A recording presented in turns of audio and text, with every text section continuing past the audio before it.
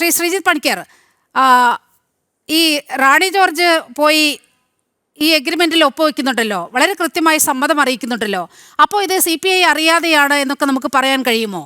അപ്പോൾ മന്ത്രിസഭാ യോഗത്തിൽ ഒരു തരത്തിൽ പോലും ചർച്ച വന്നിട്ടില്ല, CPI അറിഞ്ഞില്ല എന്നൊക്കെ പറയുന്നത് അതിലെന്തെങ്കിലും കഥയുണ്ടോ? അല്ല, ഭരിക്കുന്നത് CPM ആയതുകൊണ്ട് അതിന് സാധ്യതയില്ലാതില്ല. അവരെ അറിയിക്കണമെന്നില്ല. പലപ്പോഴും ഒരു വലിയേട്ടൻ മനോഭാവമുള്ള ഒരു പാർട്ടിയാണ് CPM.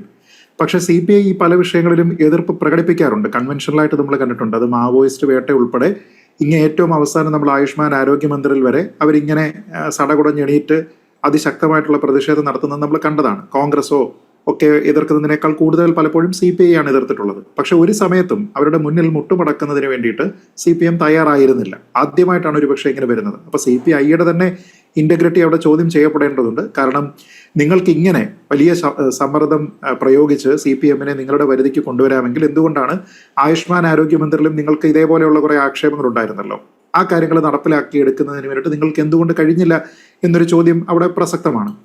നോക്കൂ, ഇവിടെ സത്യത്തിലുള്ള ഒരു കാര്യം, ഈ NEPയെ ചുറ്റിപ്പറ്റി, സമഗ്ര ശിക്ഷാ അഭിയാനെ ചുറ്റിപ്പറ്റി, PM ശ്രീയെ ചുറ്റിപ്പറ്റി കുറേയധികം പുകമറ സൃഷ്ടിക്കുന്നതിന് വേണ്ടി ഇവർ ശ്രമിക്കുകയാണ്.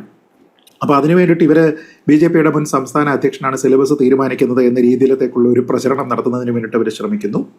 ഒപ്പം ഇത് കാവ്യവൽക്കരണമാണ് എന്ന് പറയുന്നു. കുറേയധികം കാര്യങ്ങളെ സിലബസിൽ നിന്ന് നീക്കം ചെയ്യുന്നതിന് വേണ്ടിയിട്ടാണ് ഈ പരിപാടികൾ ചെയ്യുന്നത് എന്ന് പറയുന്നു. അന്ധവിശ്വാസം പ്രചരിപ്പിക്കുന്നതിനാണ് എന്ന് പറയുന്നു. പക്ഷേ ഈ പദ്ധതി സത്യത്തിൽ എന്താണ് എന്നുള്ളത് ഒരുപക്ഷെ ഈ ചർച്ച കാണുന്ന ആൾക്കാർ പോലും തെറ്റിദ്ധരിക്കാനുള്ള സാധ്യതയുണ്ട്. കാരണം അതേപോലെയുള്ള നുണപ്രചരണങ്ങളാണ് ഈ നടത്തുന്നത്. ഇതിൽ ഏറ്റവും പ്രധാനപ്പെട്ട ഒരു കാര്യം, അതായത് ഈ NEP വരുന്ന സമയത്ത് PM ശ്രീ നടപ്പാക്കുമ്പോൾ അതിൽ കൂടി നടപ്പാക്കപ്പെടുന്നു എന്നുള്ളതാണല്ലോ ഇവരുടെ ഏറ്റവും വലിയ ആക്ഷേപം. അങ്ങനെയാണെങ്കിൽ ഇത് കാവ്യവൽക്കരണമാണ് എന്നൊക്കെ പറയുന്ന ആൾക്കാർ ആദ്യം തന്നെ മറുപടി പറയേണ്ടത് ഈ NEP ഡ്രാഫ്റ്റ് ചെയ്തിരിക്കുന്ന ആൾക്കാരെല്ലാവരും സംഘികളാണോ എന്നുള്ളതാണ്. നമ്മുടെ ISROയുടെ പഴയ ഹെഡായിരുന്ന ഡോക്ടർ K കസ്തൂരിരംഗനാണ് ഈ NEPയുടെ കമ്മിറ്റിയുടെ അധ്യക്ഷനായിരുന്നത്. അദ്ദേഹമാണ് അതിൻ്റെ തലവനായിരുന്നത്. ഏറ്റവും ചുരുങ്ങിയത് 3 സർവകലാശാലകളിൽ നിന്നുള്ള VCമാർ, അതിൽ വസുധാ കമ്മത്തിനെ പോലെയുള്ള വളരെ പ്രഗത്ഭമതികളായിട്ടുള്ള VCകൾ അതിൻ്റെ കമ്മിറ്റിയിലുണ്ടായിരുന്നു.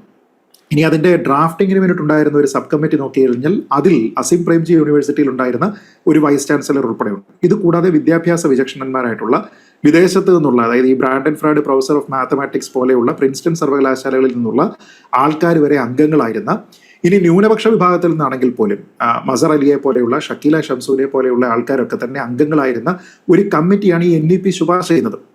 അപ്പോൾ ആ ശുപാർശ ചെയ്തിരിക്കുന്ന NEP നടപ്പാക്കുന്നതിന് വേണ്ടി ഇന്ത്യയിലുള്ള മറ്റു പല സംസ്ഥാനങ്ങളും, അതും BJP ഇതര സംസ്ഥാനങ്ങളും തയ്യാറാകുന്ന സമയത്ത് അവർക്കില്ലാത്ത പ്രശ്നമാണ് കേരളമാണ്, ഇത് കേരളമാണ് എന്നൊക്കെ പറഞ്ഞ് സിനിമ ഡയലോഗ് വഴി ഇവരടിക്കാനായിട്ട് ശ്രമിക്കുന്നത്. നിങ്ങൾ വിചാരിക്കുന്നത് എന്താ കേരളം എന്ന് പറഞ്ഞാൽ വേറെന്തോ ടൈപ്പ് ഓഫ് സിറ്റിസൺഷിപ്പ് ആണ് എന്നാണോ? നോക്കൂ, ഇതിലെ ഞാൻ പറയുന്ന ഏറ്റവും പ്രധാനപ്പെട്ട കാര്യം, ഒരു പാർട്ടി ഭരിക്കുന്ന സമയത്ത് അവരുടെ താല്പര്യങ്ങൾക്കനുസരിച്ച് വിദ്യാഭ്യാസ നയത്തിൽ മാറ്റങ്ങൾ ഉണ്ടാകാം.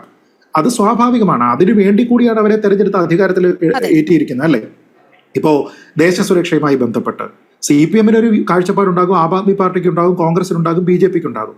ആൾക്കാർ BJPയാണ് കേന്ദ്രം ഭരിക്കാൻ തെരഞ്ഞെടുക്കുന്നത് എങ്കിൽ BJP അവരുടെ പ്രകടന പത്രിക വഴി പറഞ്ഞിരിക്കുന്ന, അവരുടെ ആശയങ്ങൾ വഴി അവർ കമ്മ്യൂണിക്കേറ്റ് ചെയ്യാൻ ശ്രമിച്ചിരിക്കുന്ന ആ പോയിന്റുകൾക്കുള്ള പിന്തുണയാണ്. അത് നടപ്പാക്കുന്നതിനുള്ള മാൻഡേറ്റ് ആണ്. അതിനാണ് ജനാധിപത്യം എന്ന് പറയുന്നത്. അപ്പൊ ചെയ്യേണ്ടത് എന്താ? അത് മനസ്സിലാക്കാൻ പക്ഷേ ഇവർ തയ്യാറാകുന്നില്ല എന്നതാണ്.